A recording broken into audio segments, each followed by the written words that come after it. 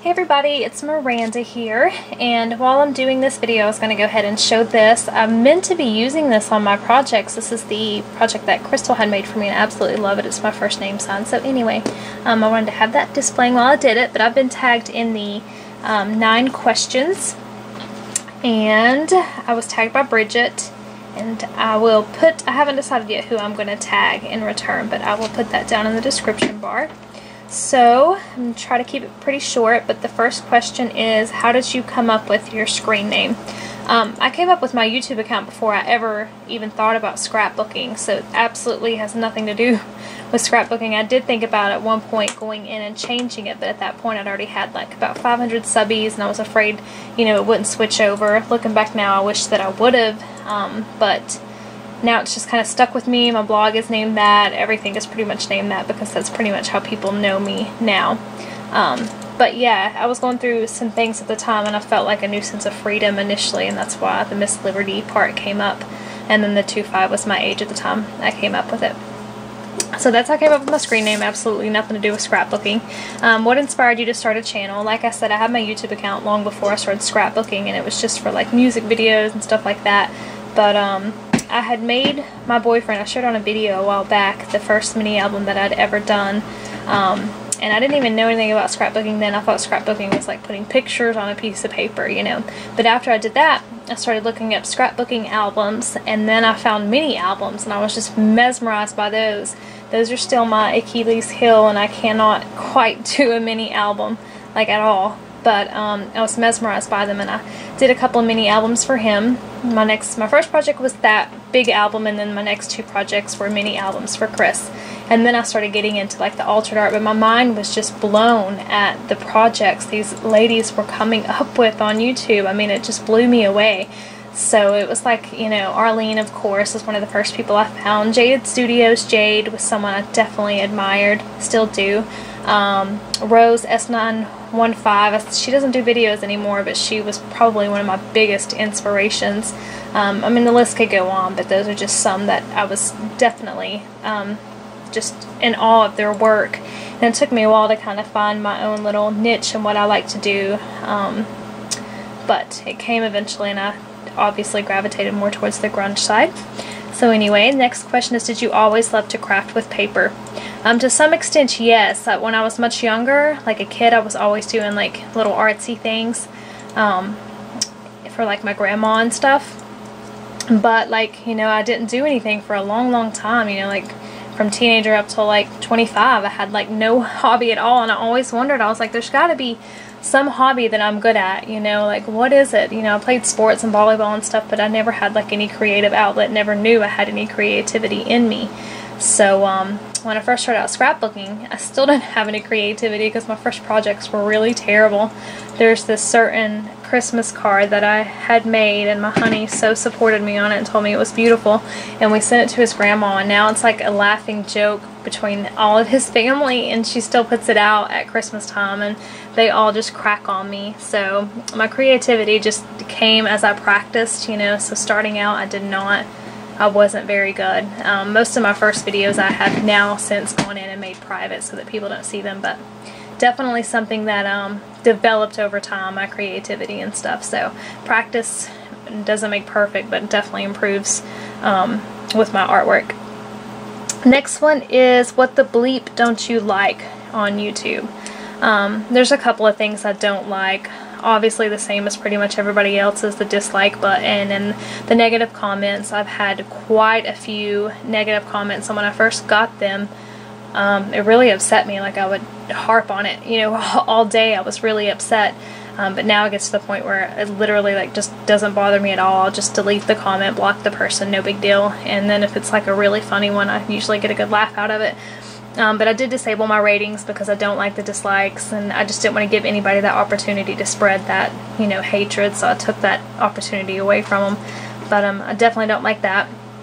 And, you know, like Bridget said in her video that tagged me, it's like people do things behind, obviously, you know, behind a keyboard that, you know, they wouldn't do in real life. So I don't like that that opportunity is there, but that's just life, and everybody's, you know, going to do stuff like that. Well, not everybody, but the hateful people anyway.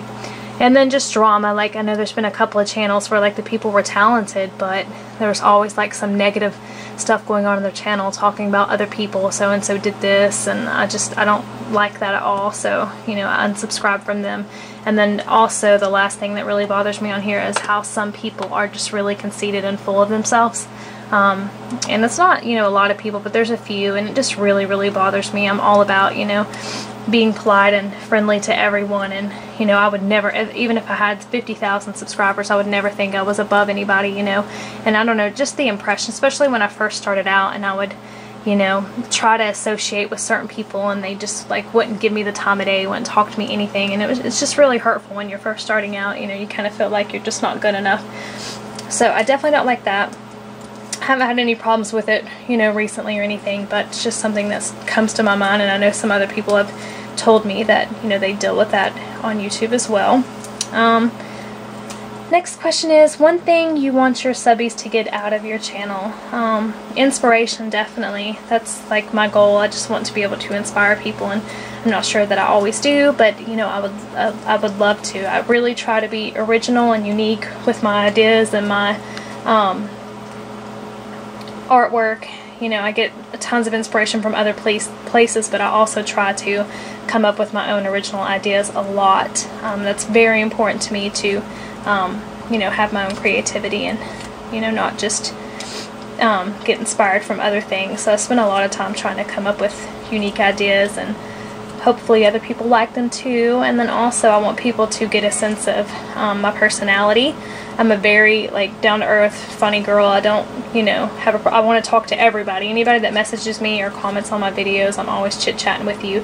I just want people to think, know I'm approachable, I guess. You know, I would be friends with anybody. So those are the two things I want people to get from my channel. Next is my favorite paper company.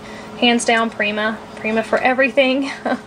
Prima paper, Prima embellishments, Prima flowers. I love it all. But there's Chris. He's showing a picture of our doggy. That's my favorite brand, our dog, Jolene. But definitely Prima's my favorite.